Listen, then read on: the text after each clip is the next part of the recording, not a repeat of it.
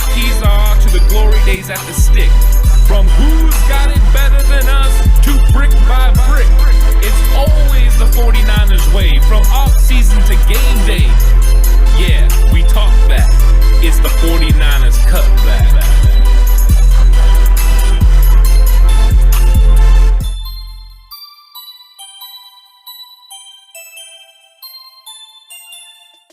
It's 49ers Cutback Podcast time. The rumors of the 49ers demise have been greatly exaggerated, Grant Cohn.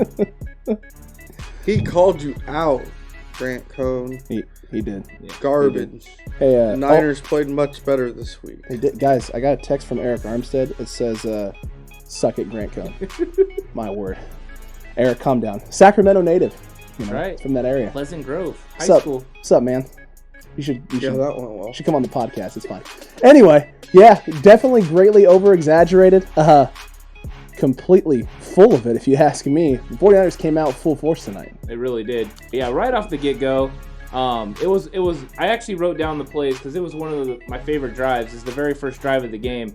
Is they start with the Mostert run, and you just see the dynamic of Mostert getting out there and playing at a high level. He's so much faster than everyone else on the field.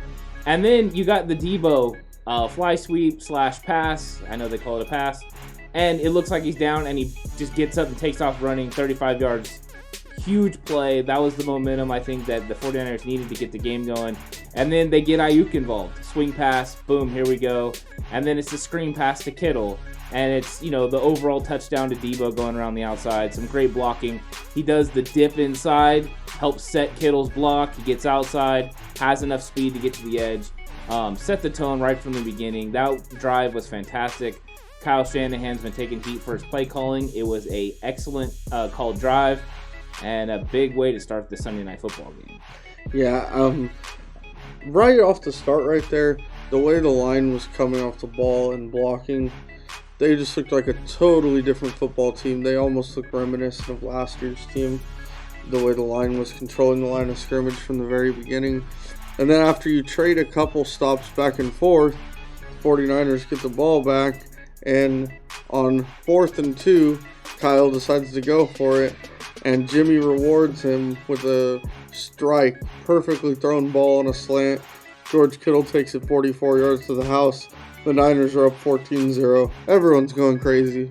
Yeah, momentum fully on our side. It really felt like maybe we could take the game over, and I was really at that point, I was turning to my brother, and my brother sits there and goes, hey, your prediction for the score actually has a chance to come true at this point in time. And I'm like, we got to stop right here. And we did. We got to stop first before they scored.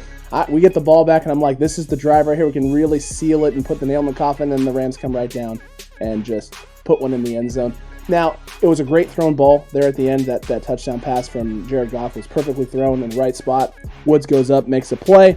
Jaquiski Tart is in position. Excellent coverage. It was wonderful coverage, just a better thrown ball and a better catch. It was just better offense beating better good defense in that moment in time. Sucks, but overall that drive was not one. We had a couple. They gashed us there on some runs in that drive. They got the run game going. And you had talked about all last week that when they're able to get the run game going and you're able to get Goff out of the pocket, let him get on the move, get his feet set, feel comfortable, he can make some throws. And Horst mentioned the same thing, that he's actually a decent quarterback when he gets into a rhythm going offensively, and they got in a rhythm on that drive. Yeah, which was kind of surprising because he had zero rhythm to start that game. None at all. 1 for 7? Yeah, it was so bad just getting it started. And then it kind of looked like they had some life. And the 49ers come right back and get it going again. They work themselves down the field. You had kind of the scary pass from Jimmy where he tries to throw to Trent Taylor. You can definitely tell Collinsworth is right. He can't plant off that foot. He's doing the sprint right option, and he throws it behind Trent, and Trent Taylor does a great job playing defense. Yep. He's probably better than Brian Allen. But Jimmy comes back on the next play. They have a great play. They motion in Debo, create a bunch set, and then Bourne and Debo Samuel break out, one to the corner and one to the sideline. They take multiple defenders, and Ayuk sits down right where he should be in the zone, and Jimmy finds him, and he makes the catch. That's how you catch the ball, people. Use your hands. Yeah, that was fantastic. And those 3 scoring drives right there, went 75, 85, and 76 yards. Their biggest there were several problems the last couple of games. One of their bigger issues has been being able to string together first downs and stay on the field. And even that first game, I mean, they had the big pass to Mostert. They really haven't put many great drives together this year so far. They put together 3 in the first half. And it showed because they led 21-6 at halftime. It looked like they were going to roll. They looked great in the first half. I was super excited. They came out and kicked off. The Rams drove down. But then they stiffened up and held them to a field goal, which I thought was a pretty big deal to be up 21-9, not 21-13 or 14. Correct, absolutely. There's some exchanging going on. Not a lot happens for the rest of the third quarter, other than the big Verrett pick on the goal line, huge. Sits down on the flat route and then just drifts right into the pass from Goff in the little corner out there and makes a play on it. Verrett, you've been saying it for a while, Ant. Horse has been talking him up all summer, all offseason, essentially. I was the one that was kind of like unsure of this guy and just the things I'd been seeing from him. He's completely turned it around. That man is playing like an all-pro corner right now. It is incredible to watch and desperately needed with Richard Sherman out of the lineup. That play is so big. Number one, Jimmy Ward talked about it in his press conference. He had inside leverage on the play. He's actually beat to the corner, and Verrett is right where he needs to be to make the play. The concentration to get the 2 feet in. How big is it for Jason Verrett, a guy that's coming back from all these injuries, ACLs, Achilles, patella tendon last year, and he's still able to play at a high level? This is just what the 49ers needed. Unfortunately, the Niners don't do anything on the next drive. The offense came out stagnant, and they really couldn't get the ball down the field because some receivers still struggled to catch. Mr. Kendrick Bourne dropped a big third down play, and that stuffed that drive. And I thought the 49ers had momentum that I think would have taken them to a bigger lead, but it was stopped with that drop. Yeah, that was a big play. Like, had the Rams come back and won, that would have been a huge play everyone was looking back at. Because it hit him square in the hands. There was no reason to not catch that ball. There was no one hitting him. He just flat dropped it, which does happen. But it was just a huge moment for that to happen. And after that, the Niners do get the ball back. They go down and kick a field goal. But why did they kick that field goal? Because Jimmy Garoppolo puts his head down and runs through a defender. That's true. To get it to a 49-yard field goal. That's true. Jimmy G showing physicality. Physicality, and not just that too, but they talked about it talk about endearing. I don't see Mullins or Beathard doing something like that in that situation. No. There's no way it happens. I'm not going to lie. When he did it, I almost pooped my pants. There was that moment I was like, of... Jimmy, no! Oh, yeah. There's that moment of, oh, my God, please don't. Whatever you do here, don't get hurt. But then at the same time also, you're doing what you feel is necessary in order to put us in a better position to get a W. And he did it. I mean, that field goal puts us in a position at the end of the game where you can play a little softer coverage and bend, don't break, and just make them, if you're going to drive down and score, Rams, you're going to have to eat clock here. You're not getting a big playoff. It's going to take 2 or 3 minutes, and that's going to give you a minute and a half, 2 minutes left. And if the offense can just get a first down at the end of the game, you're pretty much screwed. I think everyone thinks Jimmy's a Streisand, but he was really rocking it in this one. Oh, he really was, man. He was rocking it in this one. They get the field goal after Jimmy's Derrick Henry-like run. And thank you, Derrick Henry Fantasy this week. So they play solid defense, and Goff kind of just throws one up into the end zone from 40 yards out, and Mosley misplays it a little bit. And they score, gives them a little bit of life. And now it's 24-16. They're within a score. And the Niners have to do the other thing they've struggled doing this season, finish out a game. But they did. They did it. Guys, they did it. Ran the ball effectively. Good passing at the end of the game. Great play calls. Didn't take any really big chances. We almost had the big one to Juszczyk down the sideline, in which Juszczyk just kind of, there's obviously some sort of miscommunication there between Jimmy and Juszczyk. Juszczyk almost felt like he had to sit down, and him and I had talked about this a little bit this morning. It looked like he thought he was going to be sitting down and just getting the ball from Jimmy, and Jimmy thought he was going to run down the sideline for a big play. That kind of blew, but overall, the pass game looked great today. The run game looked fantastic, and the big thing for me that came out of it, especially in that last drive, JaMycal Hasty is the guy in the backfield running the ball and running it effectively, and basically put the ball in the rookie's hands and said, "This is your chance, big boy. Go show us something." And he did. He definitely did there at the end of the game. He showed great vision, patience. He made great cuts. That one where the defensive line washed through and he cut back right behind Aaron Donald was a fantastic read. The jump cut, pressing to the line of scrimmage and then making that cut is exactly how it's taught. It's fantastic. He looked good. He looks fast, real fast. He has quick twitch. I thought that definitely the 49ers saw a glimpse in the future, and I think they definitely have to make sure they keep hold of him going forward. I don't think he even goes back down to the practice squad. And if you guys want to know, watch our video about should the 49ers protect JaMycal Hasty. We did it a few weeks ago. Protect him. Weeks ago, we knew this was coming. That's true. Weeks ago, we knew this was coming, and you all probably thought He's so good that they got rid of Salvon Ahmed. It's true. They did get rid of Salvon Ahmed. I don't know if that's why they got rid of him. But at the end of the day, he's a heck of a practice squad player. He's one heck of a practice squad player. You all thought we were probably being homers. We told you, we're not being homers. We just know this stuff, man. Right. We just know this stuff. SAWFT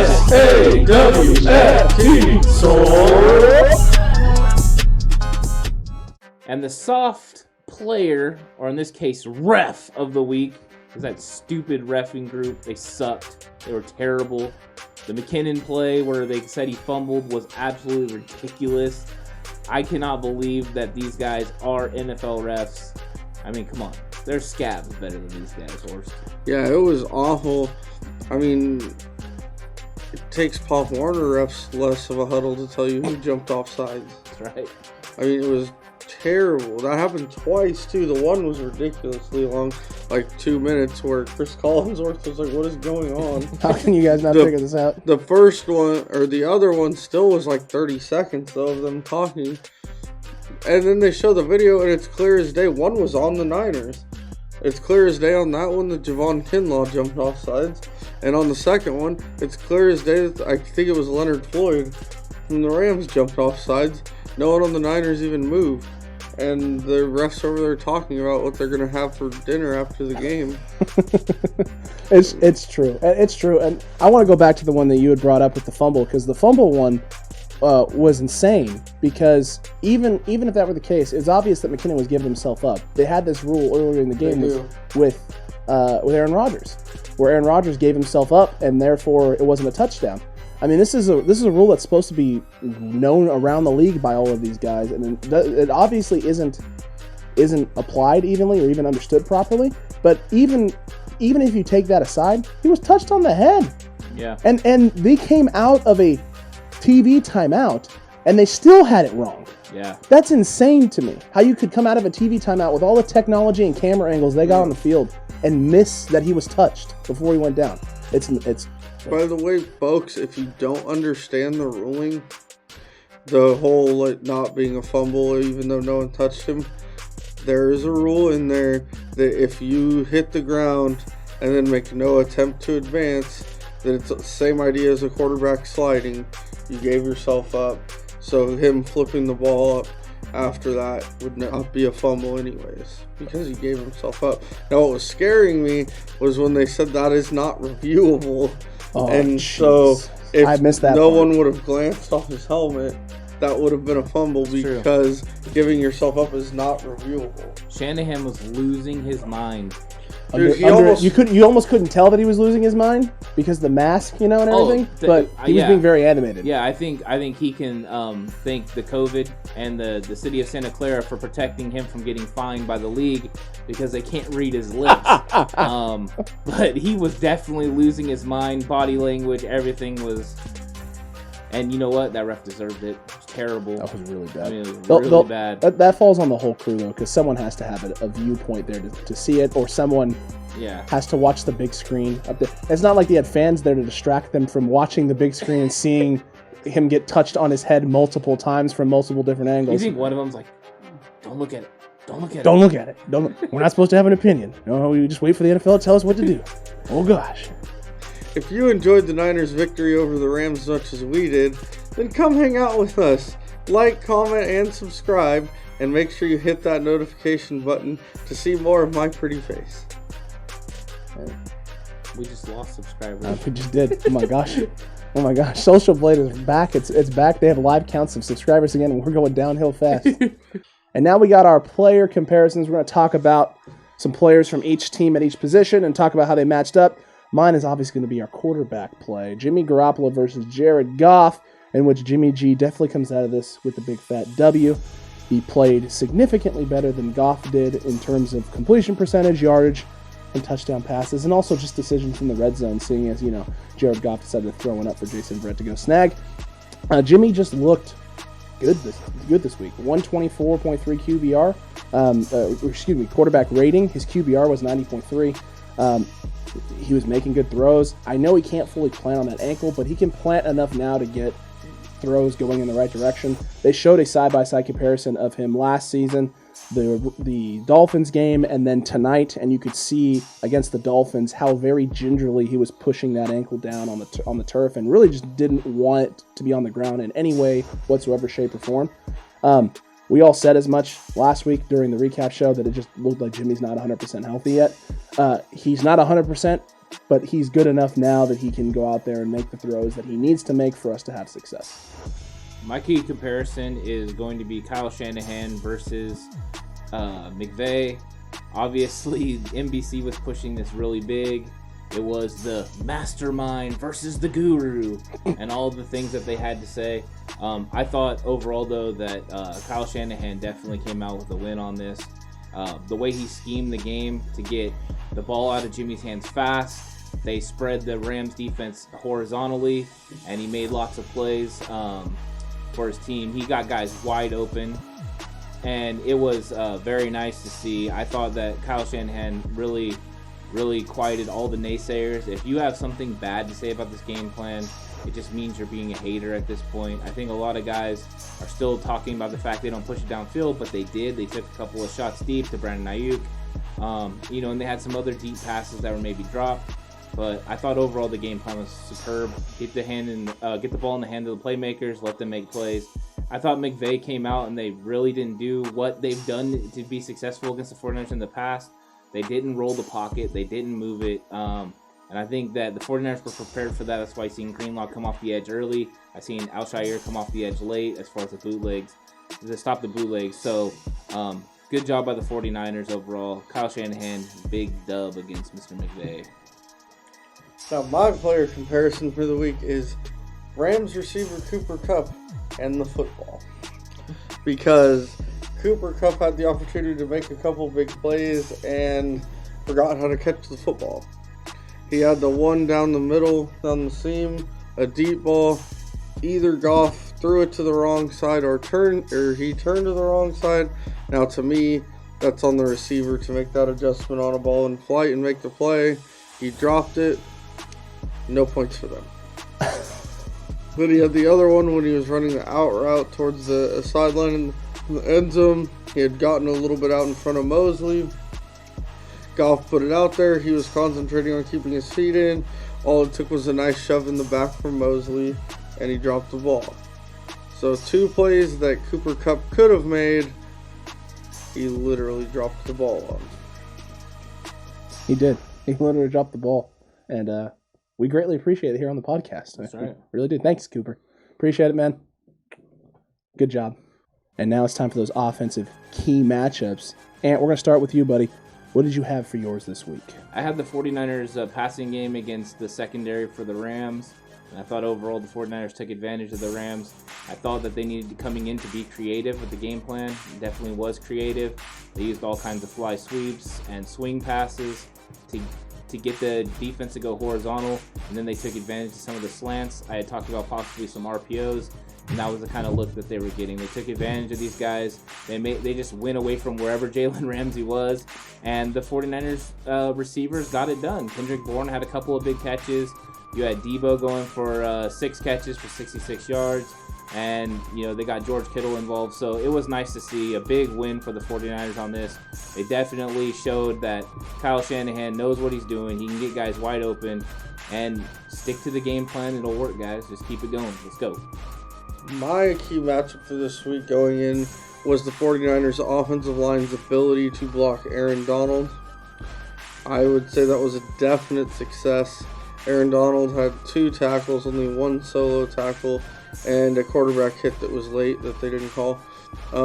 He did not really make an impact on the game whatsoever. In fact, every time the announcers would talk about him, he was standing over there on the sideline crying. He did not play very well. He did not have his best game. That's one of the worst games I've ever seen him have that I've sat there and watched. So kudos to those front guys, especially Brunskill. Did a great job on him. Made me look smart. He did make you look smart. He really did. We can cut that out. It's fine. It's finished. Whatever. Anyway, but he did. He looked really good. But the O-line communication as well was spot on today. They were communicating at a great level. There weren't really any missteps, any missed blocking assignments, no blown pickups on blitzes. Guys knew where they were supposed to be. They were there all game long. That was my key matchup, was that O-line communication. And it's a big old fat dub, boys. It's a big win. That's huge. We needed it. We needed it bad. And also, shout out to all-pro offensive lineman Daniel Brunskill whenever he plays against Aaron Donald. It's incredible. Yeah, it really is. I thought that the 49ers offensive line did a fantastic job as far as the communication. You're right. Horst was harping on them as well this week, and they definitely stepped up. After all the heat they've taken, them calling for McGlinchey's job and saying he's terrible. Trent Williams don't have it no more. Trent Williams don't have it. For those of you who didn't pay attention to the line that much during the game, I encourage you to go back and watch either a 22 film or a long highlight. Big Mike there and Trent Williams, they heard you.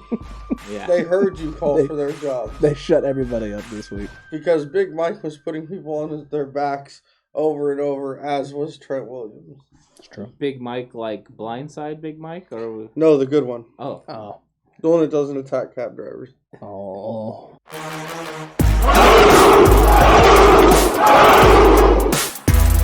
This week's Straight Beast Offensive Player of the Week is the entire 49ers offensive line, consisting of Trent Williams, Laken Tomlinson, Ben Garland, Daniel Brunskill, and Big Mike McGlinchey. We'll even throw Ronis Grasu and Justin Skule a bone. They both played a few plays. And maybe some love to George Kittle and Ross Dwelly. No. Just George Kittle? Just George Kittle. Okay. Yeah. Sorry, Ross. About their cut you. Yeah. But a they -7 for Deebo Samuel. Nope, no love. Yeah, those guys did a great job. Pass protection, run block. They were aggressive all day. Trent Williams really was back looking like his all-pro self. McGlinchey played like he heard all the stuff you guys were talking for the last couple weeks. And Daniel Brunskill did an amazing job against Aaron Donald in pass pro. That was as good as I've ever seen that guy play. Just big ups to the offensive line. Yeah, absolutely. Fantastic top to bottom. I think Horst and I, you and I were both on the same page in terms of that needing to be a key matchup and the key thing that we had to win. And you've been harping on it basically since the second week of the season, once Mostert went down and it just didn't look like the run game was there. They stepped up in a big way. They stepped up in a huge way. They looked like the team, the offensive line they were last year. Now let's just keep that momentum going and continue to look like that. All-pro Daniel Brunskill, stay a thing. Just be a thing from now on. Don't save it for Donald all the time. One thing that's real evident is that Jimmy's back, because Jimmy was getting them into the right plays. He was helping make the right blocking adjustments, and you could tell the game plan they came out with. Can. If you guys hear him saying can and you don't know what that means, what it is they're canning the first play that was called in the huddle, and they're going to the second one. So they come out of the huddle with at least 2 plays, and then he's canning the first one to go to the second one. So if you hear him say can, put his hands up like this, that's what's happening. It doesn't mean it's going to be a run or a pass, but that's what's going on. But the game plan was awesome because they didn't throw one single thing at Aaron Donald. They threw a bunch. Sometimes it was a double team with McGlinchey. Sometimes it was with Garland. Sometimes Daniel Brunskill was on his own. When they moved Donald outside, he couldn't get past McGlinchey easily. They did a good job of making sure that he was locked down and that they played in a really high level. I thought that the game plan was awesome. Coaches did a fantastic job of making sure they knew where 99 was at all times and taking advantage of it. And I think that Jimmy G being back and putting him in the right situations, it just goes into that. And that's part of the reason that they've looked bad with some of the communication. Is a lot of the communication has to be the right play, the right blocking, and that really looked like it was back in order. So it was nice to have QB1 back. Absolutely. Great to have QB1 It's always nice to have QB1 back. Always. I'm with You know why? Because there ain't no sunshine when he's gone. Only darkness every day. Ain't no sunshine at all, guys. Love you, Jimmy. What did the 49ers do right in this game, and what is the biggest change you thought made the 49ers successful in this game? Let us know in the comment section down below. I know. What? They scored more points than the other team. Yeah, but they scored a lot more points against the New York team. That's true. But those aren't really football There's teams. only one problem. They're not any good. New York got to win this week. They both got wins this week? Yeah, tank. Oh, they're both tanking. That's no, true. one's not tanking. Daniel Jones is the truth. Not really, but They're Those four New York teams, they got one guy. They got one coach who they all thought was supposed to be Judge Joe Brown, and then they got another guy who doesn't know what football is. tank for Trevor's real with the Jets. I don't know, man. They might trade away the first round pick for like Haranis Grasu or something if we're lucky. Adam Gase is that dumb. You seen his eyes? why do you hate him? He's the worst. He's awful, man. You hate him because he got Super Bowl rings and you don't. I mean, I'd Did have he Super earn this? Bowl ring Did if he I was earn- offensive coordinator for Peyton I was Manning. gonna say, did he earn that Super Bowl ring, or did he just kind of exist there and like, hey, Peyton, we got this? And in all honesty, they didn't really do anything. The offense didn't do anything in that Super Bowl with Manning. It was mostly the defense. Well, yeah. He got carried to a Super Bowl just like Peyton did. And at least Peyton could acknowledge it. Adam Gase is trying to make a career out of it. My word almighty. He's the Vince Russo football. Vince Russo football. And this is a perfect segue because while we're on defense, we might as well talk about defensive key matchups, right, boys? Mm-hmm. My defensive key matchup for this week was basically our DBs versus Jared Goff. And our DBs showed up in a big way. It's crazy. It's almost like when you don't have a dumpster fire out there covering people, you're all right. Jason Verrett is looking like an all-pro. Emmanuel Mosley looking like Emmanuel Mosley before he got hit in the head by his own teammate. It's wonderful. I love to see it. There really weren't guys breaking free other than the one deep pass at the end of the game, which was really just a throw-up. Mosley looked fantastic. Jawiski Tart looked great until the groin injury kind of happened, and we had to go with Tavarius Moore. And even Tavarius Moore looked great back there. It's really exciting to see some of these young guys stepping in and playing at a high level. They really went after Jamar Taylor early, especially in the slot early in the game, and he held up pretty strong.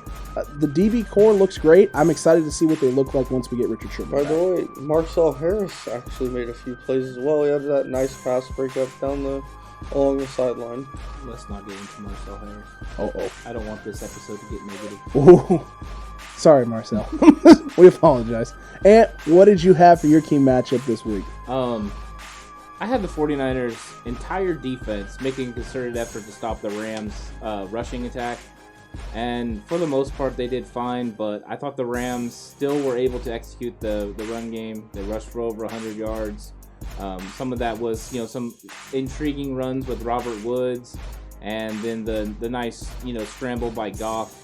So that's still something the 49ers have to account for moving forward. But I think that the 49ers did okay. Fred Warner and Dre Greenlaw made great plays. Warner's flying all over the field. He's definitely going to be an all-pro this year.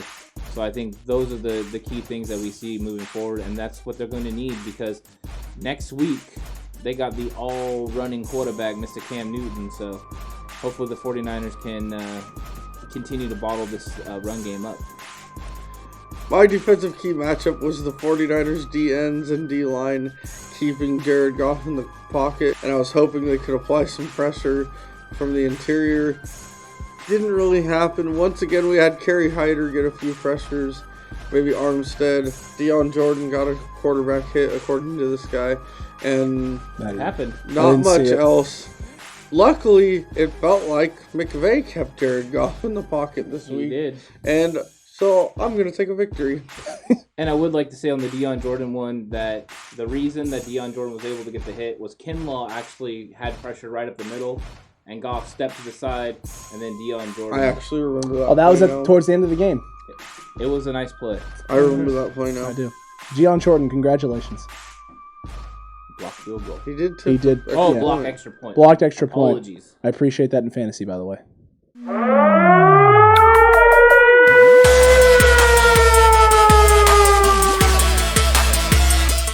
It's time. The block is hot, boys, and this week there is nobody hotter than that cornerback out there. Jason freaking Verrett, dude.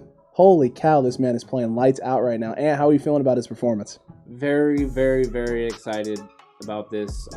He's a local guy, so big ups to him. I'm really happy to see it, especially with all the naysayers saying that he wasn't going to be able to do anything. All during the offseason I heard, why is this guy even on the roster? Why did they sign him? Now you see why. To the people that I saw that wrote, finally he showed up. Finally, he's been one of the best cornerbacks in the league for the last 4 weeks. It's time to jump on the Verrett train. PFF have hit him and Emmanuel Mosley ranked in the top 20. He's a good corner, guys. Get ready. It's going to be all year. When Sherman gets back, it's going to be scary for everyone else. Lights out. Listen to me. I told you guys in the summer that Jason Verrett, and by you guys, I don't mean these two guys. I mean listeners, that Jason Verrett was going to have a big year. Jason Verrett was probably the most important player on the defense this side of Fred Warner yesterday. And he was absolutely locked down just like he's been the last 4 weeks. And he's going to continue it. I think he's going to be a Pro Bowler this year. Jason Verrett had a huge game. Interception. The big diving deflection on third down. I'm all in on Jason Verrett. Big time. Everyone here on this podcast is all in on Jason Verrett. And I just want to point out one more time, Grant Cohn, I thought we didn't address DB in the offseason. You freaking jabroni! Of course we addressed it in the offseason. You just didn't see it coming. Still looks like he smells like... It's censored again. Yeah, good. Yeah? Okay, that one? That one's... Okay. Sorry, that last week, this week, it's just, you can't catch a break, man, on these. I apologize. Really can't. Poor guy. He's also got a larger than average mouth, and it's annoying. He does have that. That bothers me. He does have a big mouth, but Eric Armstead put him in his place for that, so it's fine. It's all good. Now the 49ers are back in the win column. Everyone's getting excited, but now they got to take the trip to Fox Borough. So we are going to break down, the ultimate breakdown, lets you know what the 49ers need to do to beat the Patriots, how Jimmy G can return to New England and get the victory. Can Shanahan beat Belichick? It's going to be a cool matchup to watch. Horse, what you thinking? You know, it's going to be a big game this week. I'm super excited. I mean, I'm sure Jimmy's had this one circled on his calendar since the schedule came out. If you go to Gillette Stadium and Bill Belichick is there and Robert Kraft still owns the team, it's quite a rub to beat them. And they're going, and I really think they can. Cam Newton's a good player. He's not Tom Brady.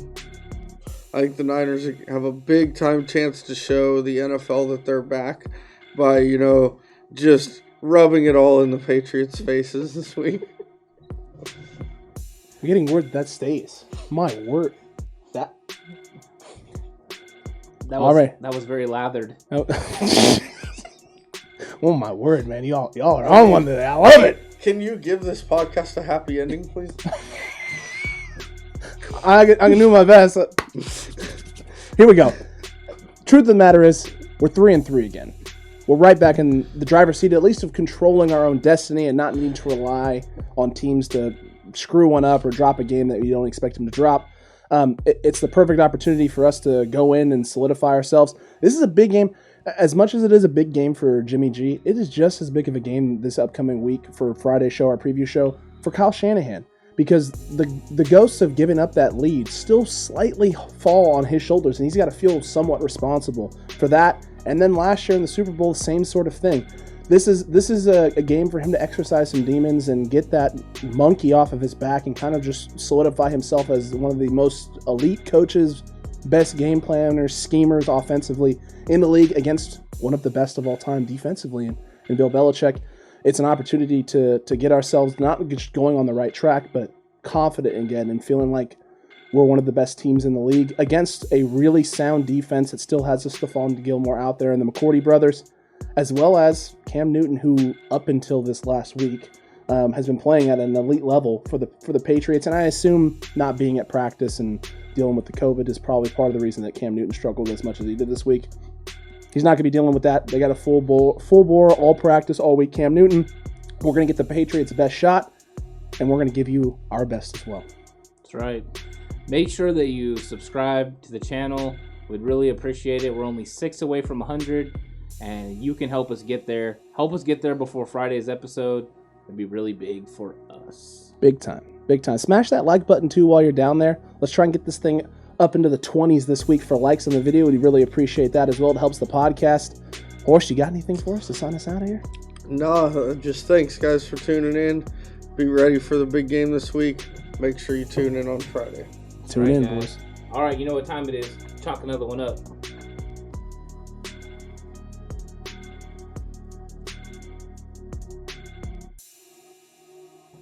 Rest in peace, Michael.